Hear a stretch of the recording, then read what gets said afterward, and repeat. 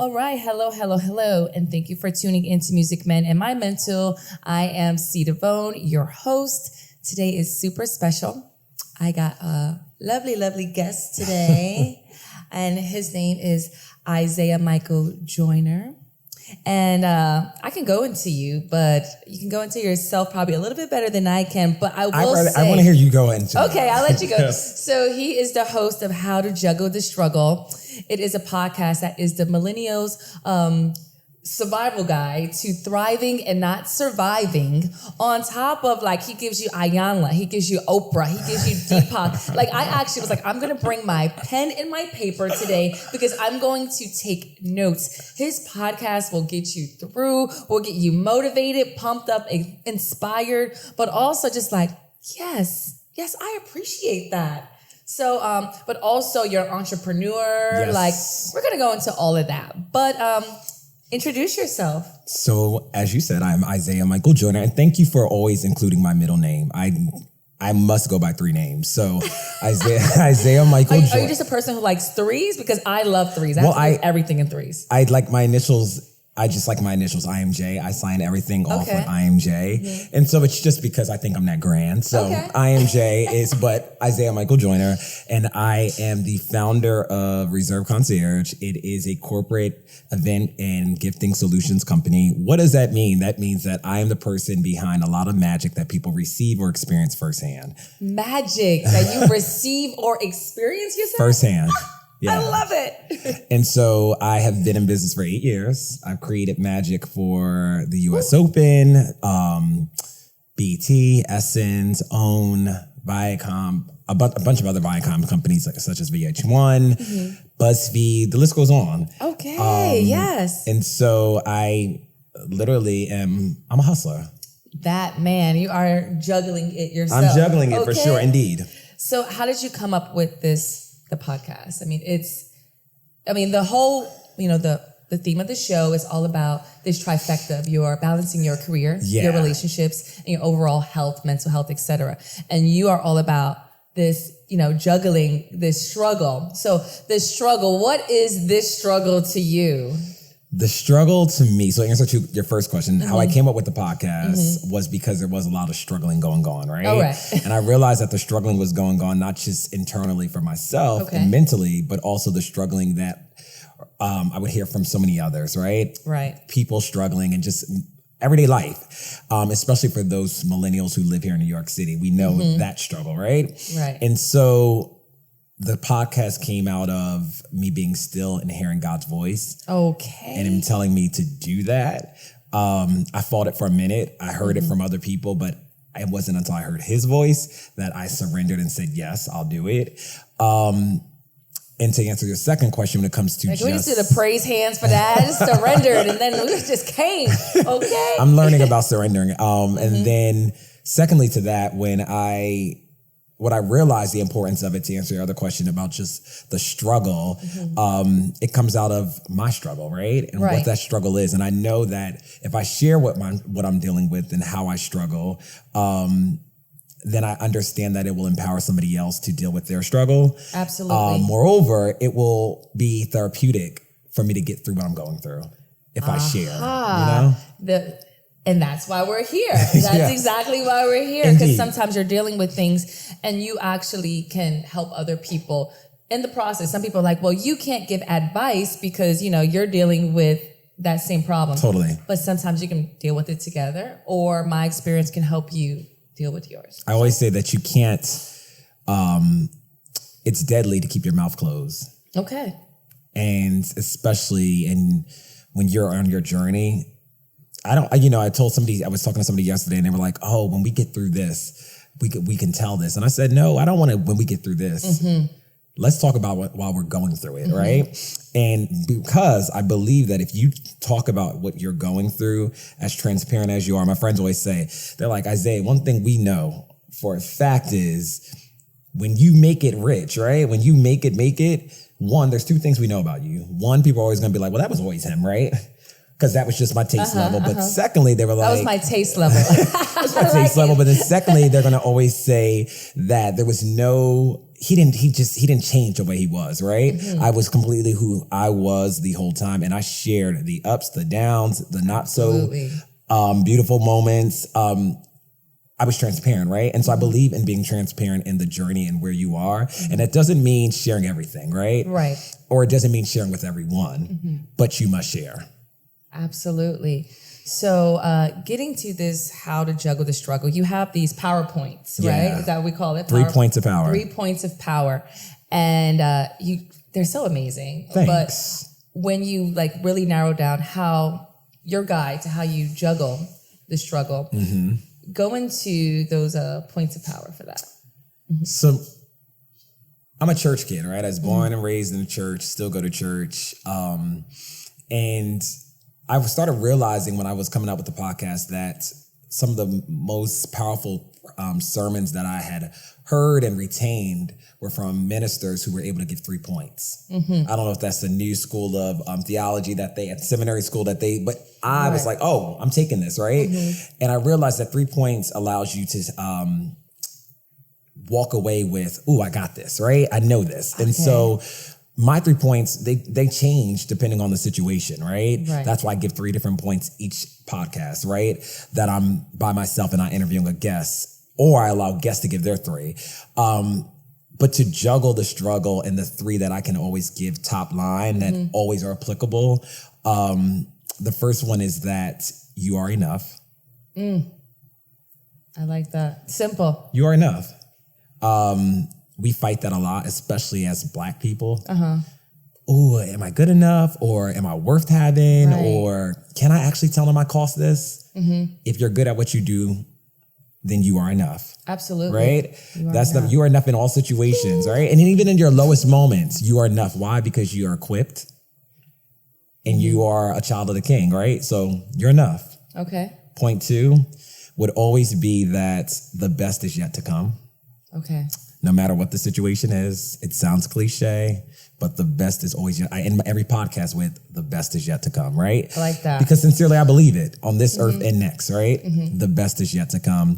And then the third point that is always applicable to any time that you are in something is that if you remain calm, then all will work out well. Yes, talk about that briefly, because you went into like, people going into like this frenzy, and you were like, that's kind of like, that's how you start to, juggle the struggle. Because if you walk into a place and you were talking about like a person, and I have been this person, I come and I'm like, I just got a new place, my dog died, I just broke up with this guy, whatever. And it's like, you're thinking you're sharing and you're just like, how's your day? Girl, and you just go into it and it's like, you're actually just like this, frantic person who's just all over, and everyone's like, ooh, and they're exhausted by hanging with you. Totally, you weigh down the room. You wear them out. You're talking about one of the most recent episode, I think it was 38, like how you're juggling, right? And I talk about how, it's easy to talk about, like, even when I first walked in here, I went into, right? And I had to check myself then to tell myself, wait, hold up, stop complaining, because I'm happy to talk about the clients, right? Because if I had no clients, I would have much not to talk about, right?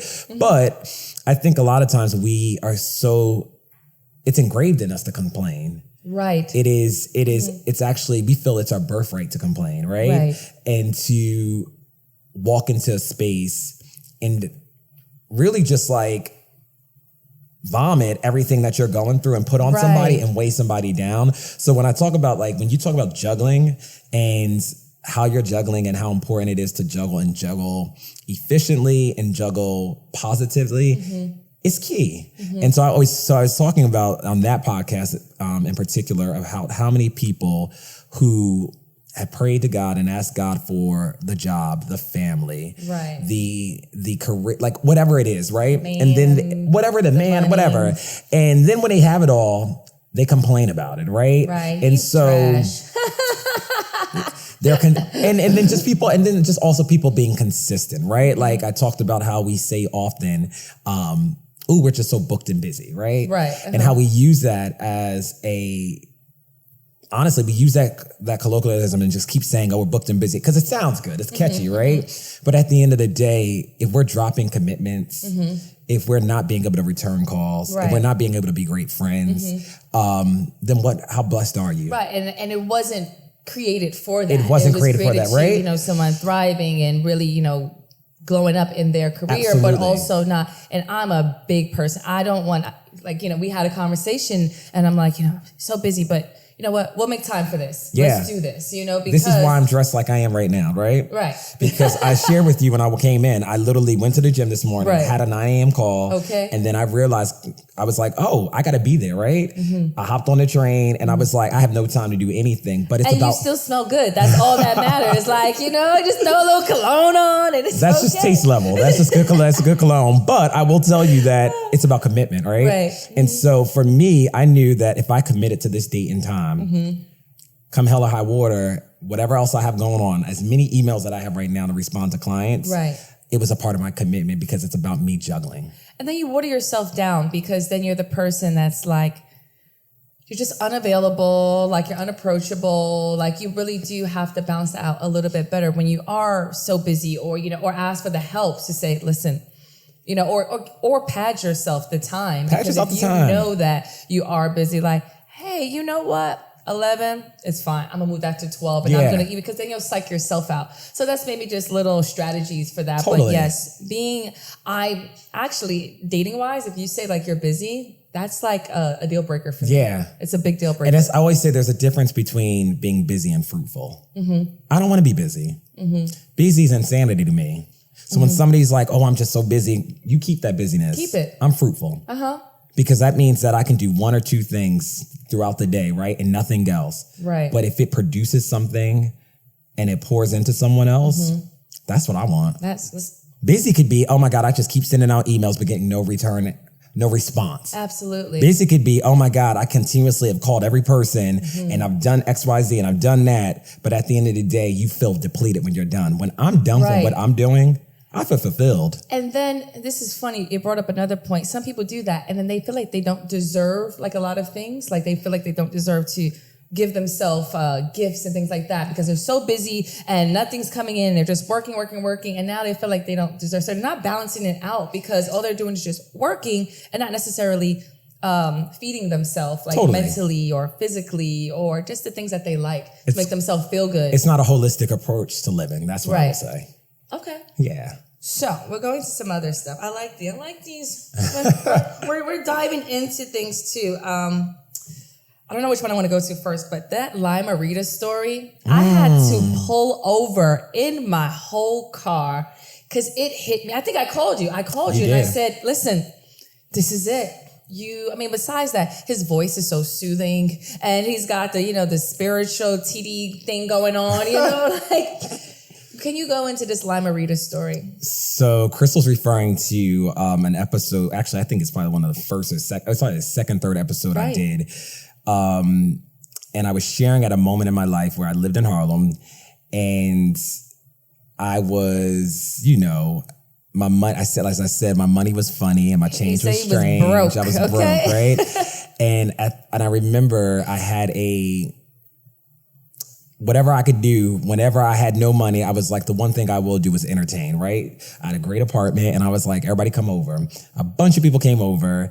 But the funny part about it is he was like, this is how I would get liquor in my house because I would be like, hey, come over. Everyone brings something. And then you have a bunch of stuff just left over from more parties exactly. and more parties. And exactly. And there were a few things I remember somebody leaving, and it was my dear friend. She was with me.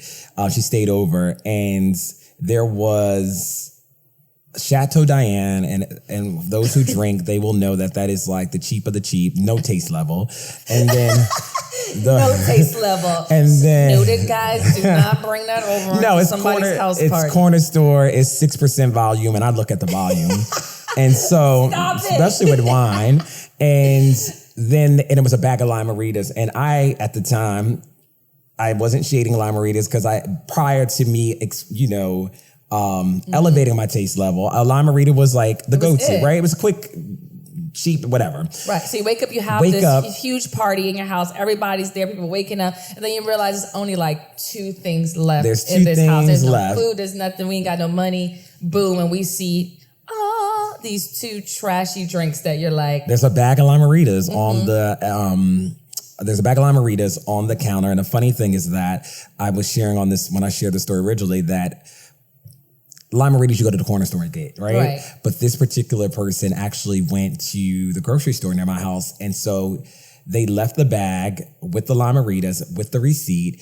And that morning we woke up, my friend and I, everybody was gone. And we were like, I was like, girl, what are we going to eat? And she was like, I don't know. She was like, oh my God.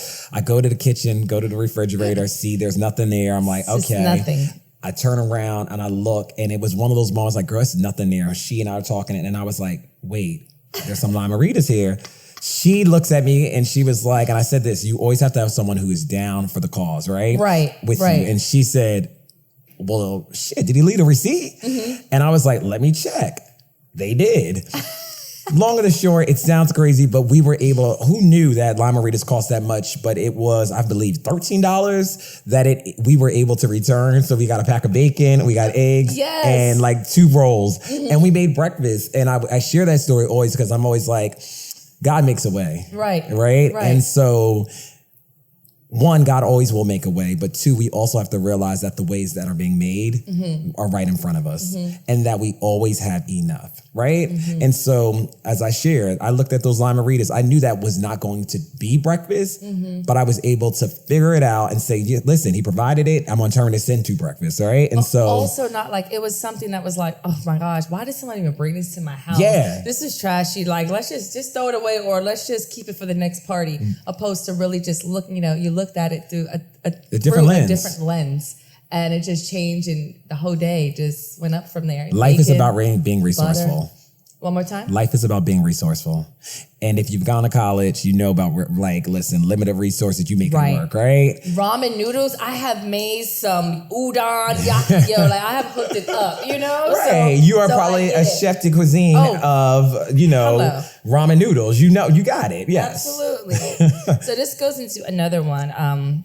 Being resourceful, having a different lens, but exceeding expectations. Yeah. That's my favorite Bible verse as well. But like, I will do exceedingly abundantly above all that you could ever ask for, right? Isn't that powerful? Yes. This guy, I love you. But go into those points that you went into that.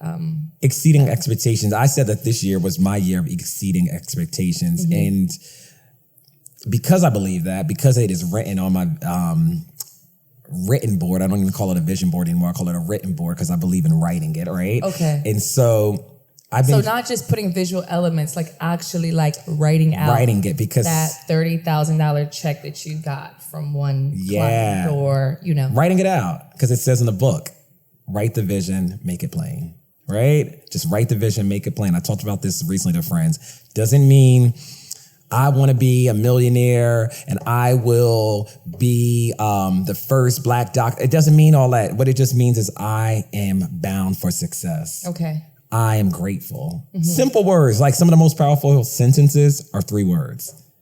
It is well. All is well. I am love.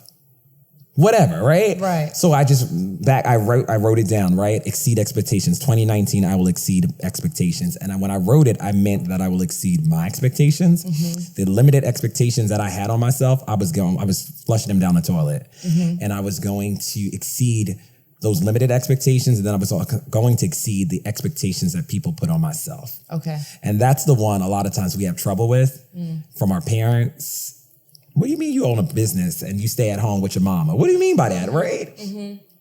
From friends. Oh, well, I remember when you used to do this, or you used to come here. You know what I mean? And from significant, whatever that is. But they go into everything, and you used to look like this when you had this. But that's because people don't divorce who you used to be. Ooh. They're still married to it, right? So, and there will be some people who will be married to that thought for the rest of your life. Right. You will be a multimillionaire, and they will still think that you was the $2 hoe who had no money. You know what I'm saying? Divorce that. Child. You know what I mean? I don't ever want anybody in my court who is married to who Isaiah was. Right? I am not a $2 hoe. I am a $5 hoe. Exactly. Now. Moved on up. I'm delivered. Just kidding. But we have to exceed expectations. And I think the thing is this. We have to escape the limits. You know what I mean? And we limit ourselves. We limit what we can do.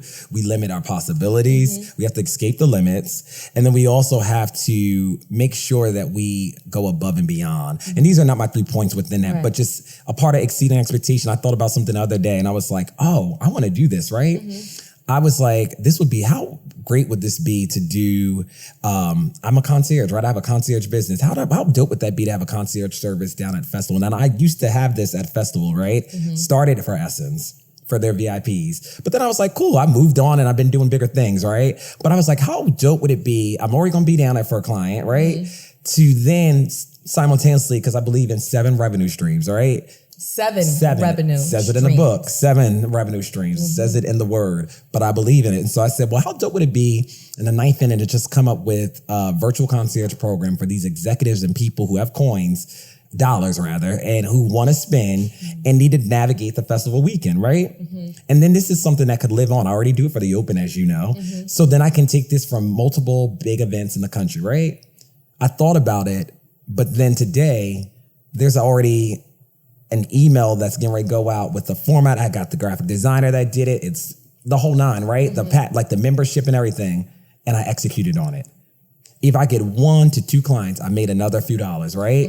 But the thing is, I'm looking at myself like, shit. I didn't even know I had it in me until I told myself that I was going to do it. Ooh, and I think that's the thing. A lot for the people in the back. You know what I'm saying? A lot of times we don't know what we have in us until the opportunity presents itself to do it. Absolutely. So for me, I was like, I'm going to exceed expectations. I'm going to actually go ahead and I'm going to create this program, right? Anything that I want for 2019 and beyond is for the taking. Ooh. I am not. And there's something, inspired. and I'm telling you, and then those who had those expectations on me, I even start hearing them say, wow, Zay, there's a lot's going on for you. Ooh, something's different. I'm exceeding my expectations, and I'm also limiting yours. Ooh. Period. So the next time, whoever's listening and watching, whatever, you wonder if you can do it, you can. You can. And you will find out that the things that you have within you that you never knew that you had, you won't be able to birth those things until you get ready to exceed your expectations. Ooh, child. That's a word. I love it. So, and this is a segue into, you talked about return of investment, like the ROI. Like everyone says it in business and marketing, but you were talking about for yourself. Like, oh, yeah. For real. So now that you've That's part of that mental health too. Yes. Go into that. Return on investment is just important. We invest in too much overall, right? We invest in things we don't need, people who don't serve us, situations that are lackluster. And I'm getting clear about what I'm investing in, right?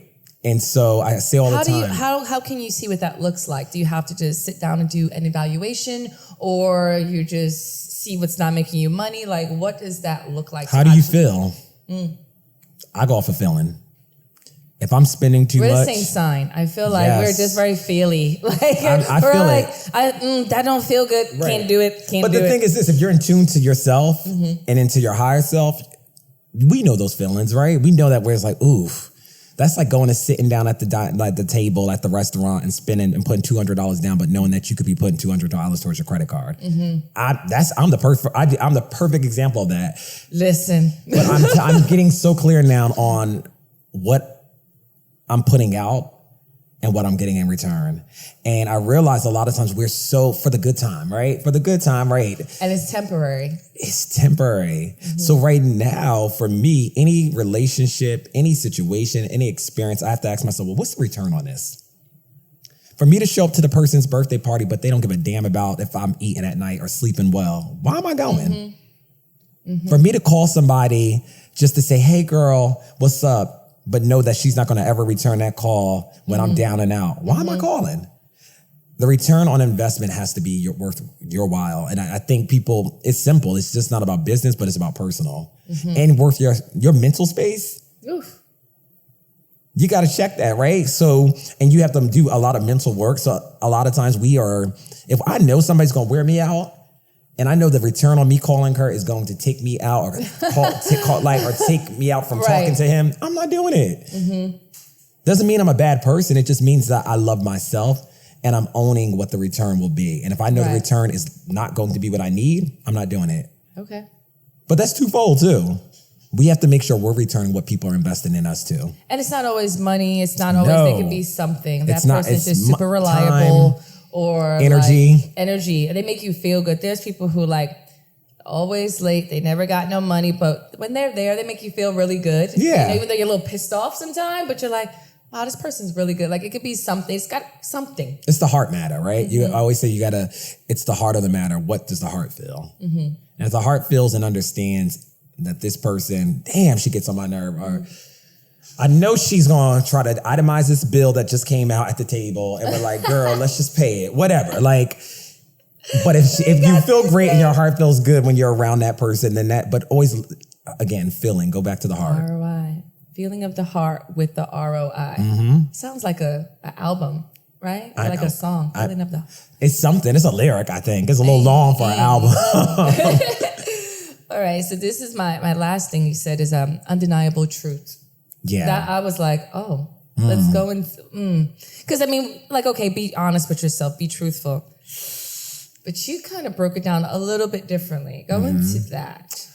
I talk about the undeniable truth, and the undeniable truth is there is nothing that somebody sees with Isaiah Michael Joyner that he doesn't know. And I think sometimes people are like, oh, I feel like I know this about him. I know. I know. You ain't got to tell me. And I know that you can tell me more than anything by what you say or do to me, right? So sometimes if I sit back and I listen, somebody will say something, dear friends, and I'm like, oh, that's what you think about me, right? Got it. That is so true. People will always tell you what they think when they're just casually talking. And they'll say, oh, but you're so smart, whatever. But then they're like, girl, don't listen to her. Yeah. She never, her points ain't, So that person right there, right. You know she don't be knowing what she's talking about. Right. That's the discreditor in the room. So when you start sitting back and listening, you always know what people think.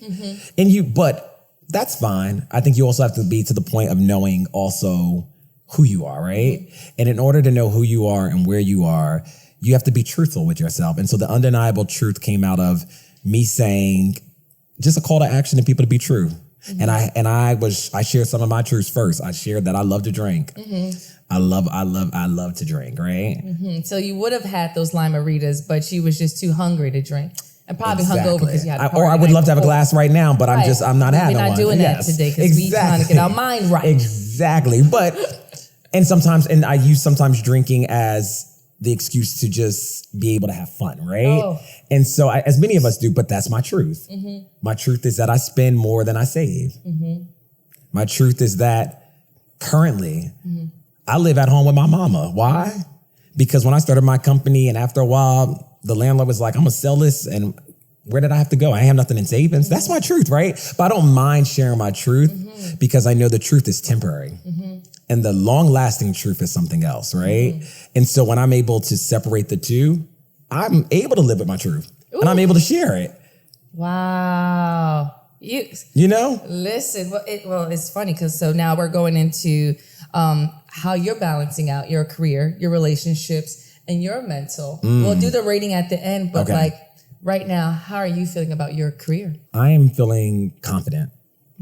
I'm feeling grateful.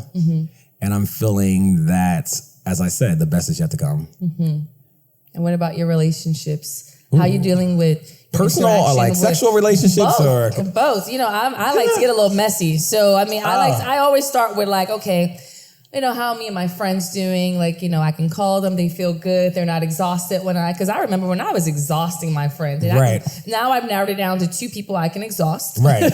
I'm like, she doesn't mind me exhausting her. That's considerate of you. But also because she's going to turn around and say, look, this is my time today.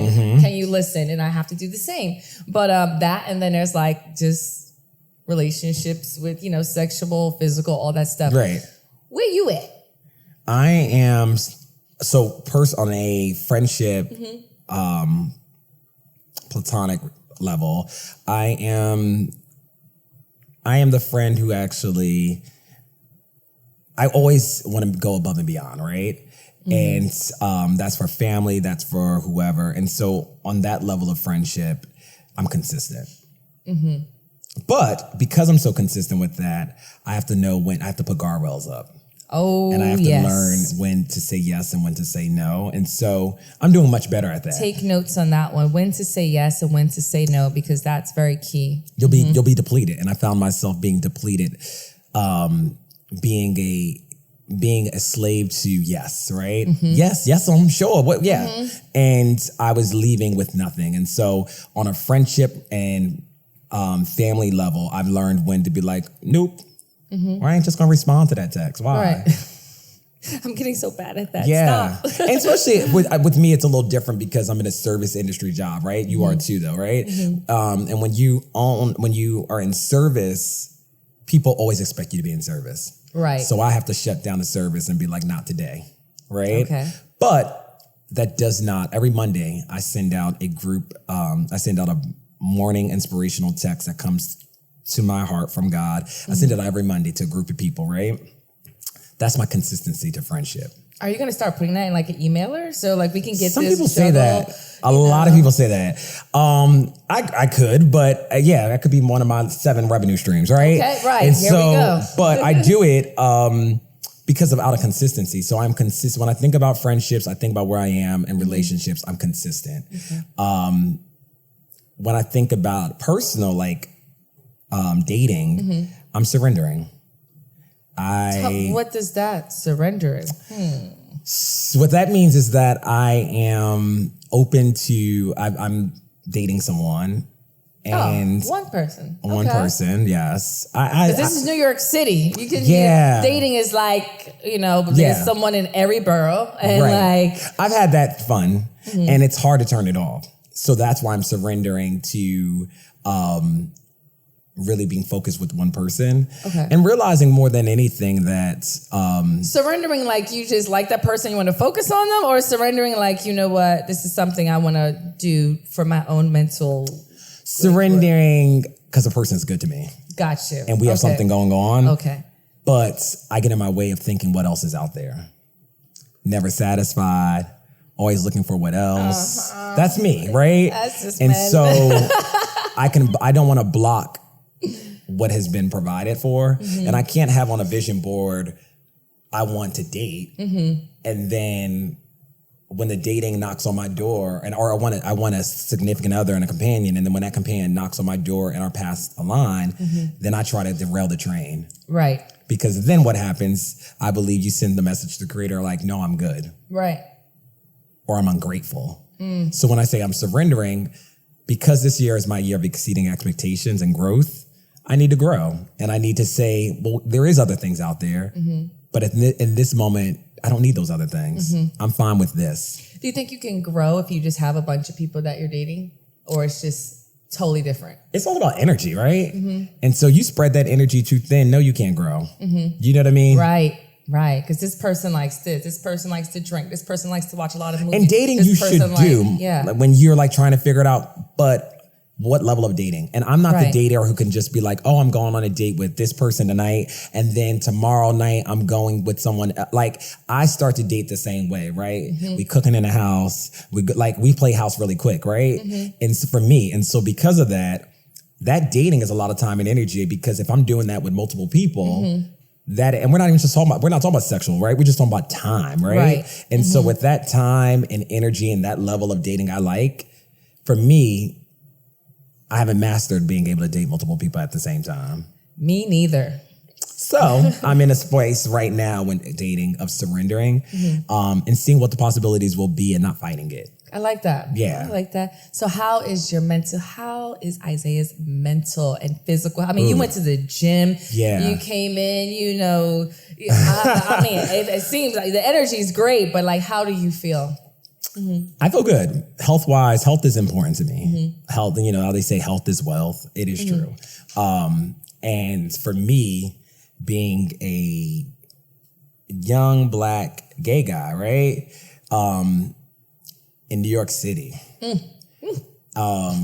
where, the rate of STDs and everything else is whatever, right? It's high, especially for Black and Hispanic. But for me, it is one of those things that I'm grateful for, that I've always just put my health first. And so when we talk about relationships, we talk about dating, we talk about sexuality, it is one of those things that health has always come first for me. And so I maintain a healthy life. And not just about sexual health, right? But I also maintain a healthy life with daily vitamins, workout. I could eat better. I could put down the booze a little bit more, which I'm working on. But you only get one life. I want to be that person. When I used to work at Essence, there was a woman there, and she would walk in the room and she would glow. It wasn't because she just went on vacation. It was because she just had an inner glow, and the inner glow, honestly, a part was probably her health, right? I want to be that person. I want to glow when people see me. Like, I want God's light first, right? And then I want that light also to be radiant because of my health. And so, yeah. So healthy. And then on the mental note, mental is key for me. Mental is, I will give to mental nonprofit organizations in the near future. My family definitely deals with mental health. Mine too. And it's funny because I used to think it was just like my mom's side, right? Where I was like, that's because it's over on that side. It's not over here. Yeah, and I used to but those were my mom's side. And my family, like my grandfather, we knew that he was bipolar, right? But he was diagnosed and we knew those things, right? And so we talk about it, right? We have that type of healthy dialogue about mental health. But then I realized on my father's side, there's some mental going on that they don't talk about. And I'm like, so both sides are plagued with mental issues. And I mean, let's be clear, most of us are, right? Right. And mental is just not about we need medicine, but mental is also how we don't check ourselves, our egos, our insecurities. And so if you don't check all that and you keep bagging it on and adding it on, you can be really in a bad mental space. So for me, I talk about all the time, my mental is good because I make sure I do the mental work. And the mental work is making sure that I do things that make me feel good. I hang around people that uplift me. I talk about it when I don't feel good. I don't hold it in. I never hold it in, ever. But without being like exhausting to the person. Just I find somebody in the right space. I find an ally and somebody that I can just say, girl, let me talk to you about this. You know what I mean? Or let me share with you, and they can make some sense of the conversation. I have a divine 9, right? There are 9 people, almost like the Greek organizations, right? There are 9 people in my life who I can call at any moment and get some piece of trusted advice from. I won't call one about relationships. I may call somebody else, but my divine 9, the mental is important. And I believe the mental is important because also after you shared, you got it off your chest. It's important to be able to affirm yourself. Wow. And affirm by words, right? Words of affirmation, and making sure that you really handle your mental by speaking it. Because once you think it and you start speaking it, then so you shall be it. And then write it, right? You got to write it. You got to write it. Think it, write it. Think it, speak it, write it. Yeah, think it, speak it, write it. Think it, speak it, write it. Think it, speak it, write it. Yes. All right, so now you have to rate yourself. So we have, since it's all about music with myself, you have to we're going to give you an emoji. You love soulful music, so I'm going to give you Erykah Badu emojis. And you get to rate your career, your relationships, and your overall health with these emojis. So. Okay. I think I'm getting this. You get it? Wait, no, explain. So you're going to have 3 emojis. You're going to have the Badu face that's like not really like not doing that well with it. And then we're going to have a middle one. She gives the best shade of all time. She gives the and then we have the happy, which she always has a happy face. So you have the happy, you have I think we should switch shade, up too, though. I think, then what is this the Sagittarius? We think we should switch it up. Yeah, what are you trying to do over here? What is it? This is so me to be in control, right? I think we should, no, I like the layout. I just think the faces, I think Erykah, and I think of her, who I love dearly. Yes. I think Erykah, she has bad bitch face, right? Like just like, I'm bad. I can walk into the room. Absolutely. Very elusive, right? You don't know what. And then I think she has the second face. I think Erykah has is. Then we could do shady, right? Okay. And then we could do happy. Like I think the first 2 before were not like. So we should just do 2. Let's just do 2. Let's just do 2. Let's do 2. Shade because I kind of feel like she goes into 2. We're going to compromise on this one. Okay. Career. What are we giving? Which Erykah Badu face are we giving? Happy. Yes. Okay. For your relationships, what are we going to give? Happy. Okay. Yeah. And for your overall health, mental health, physical health, what are you going to get? Happy. Okay. Shit, I ain't gonna lie, I'm you happy. You are balancing yes. this dish out. Here we go. The trifecta. Absolutely. I love it. And that doesn't mean that I don't have areas to improve on, but right now where I am, I'm happy. Gotcha. Yes. Okay. Well, thanks so much. Thanks for having me. For being on this show. And how can we find you and your podcast? Well, Crystal, you told me before this podcast started that I have very low, I have very low involvement on social media. So I don't even know if I should share that. But I told they can follow your podcast. Yes, and I told Crystal that remember this, y'all, low visibility, low profile, high visibility, right? So we want to operate on a low visible. People don't need to see us. So we can operate on a high altitude and be at our highest selves. So that doesn't work for me. However, for you, you're thriving in that. For me, I just want to post every hour. Oh my God, every hour? No, not hour, just like every 2 hours. But no, I can be found on Instagram. So it's Isaiah, ISAIAH, Michael J. Okay. Or How to Juggle. So How to Juggle the Struggle, also on Instagram. Those are my two. On iTunes, podcasts. Everywhere. Podcasts, How to Juggle the Struggle. iTunes, How to Juggle the Struggle. Yes. Yep. Okay. And he'll also be doing some parties in New York if you follow him. I'm DJing one of them. You are? Yes, the podcast will be out by the time, but we'll talk about it. Yeah, they'll hear about it. Yes. Follow us. Anyway, so thank you for being my guest. Thank you for Crystal. Yeah, thank you for tuning in to Music Men in My Mental. I'm C. Devone. Make sure you like, subscribe, follow us, do all the great things. And you can also email us at musicmeninmymental@gmail.com if you want to ask some questions, some topics. You're struggling. You need a juggle. You need to balance this trifecta. Let us know. Thank you so much for tuning in, and see you next time.